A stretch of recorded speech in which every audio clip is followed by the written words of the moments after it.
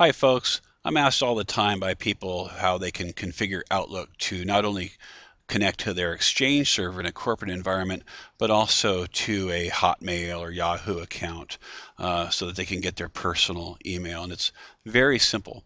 Now I'm running Outlook 2010 here. It's brand new and it looks a lot different from what you might have, such as Outlook 2003 or previous versions, but most of the standards are the same with regard to configuration.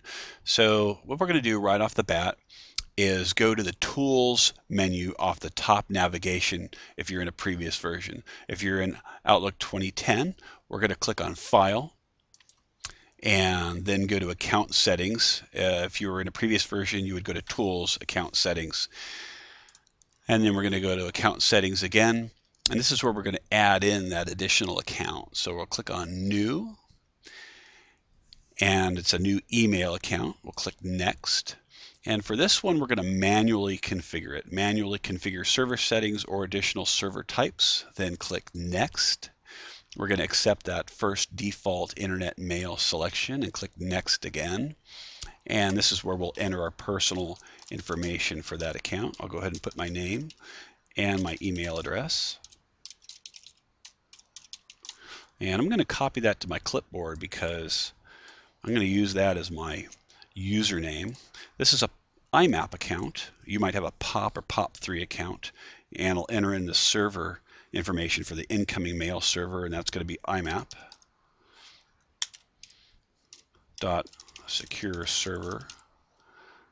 Oops, spelling is critical.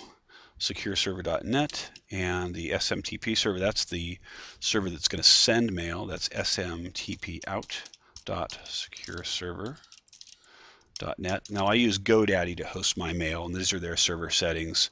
Yours will vary depending upon the provider for your email, whether it's Hotmail or Yahoo. I'll go ahead and put my username, which I said earlier is my email address, and my password. And next I'm going to go to More Settings.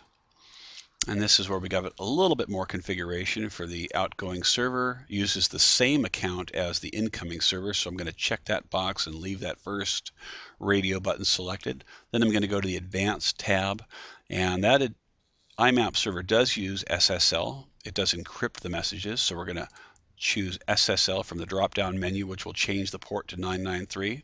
But we're going to leave the outgoing SMTP server at the default port 25 with no encryption, and click OK.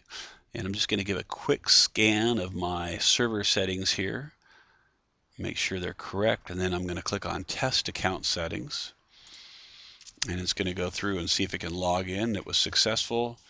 Click Close, and then I'm going to click on Next here, and it's going to go through that little test to make sure it can log in and send a test email. And I click Close, and then Finish, and close once again.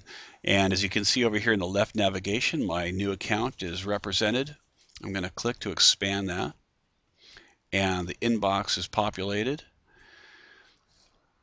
and we're receiving email. So if you get this far, you've done it correctly. Congratulations.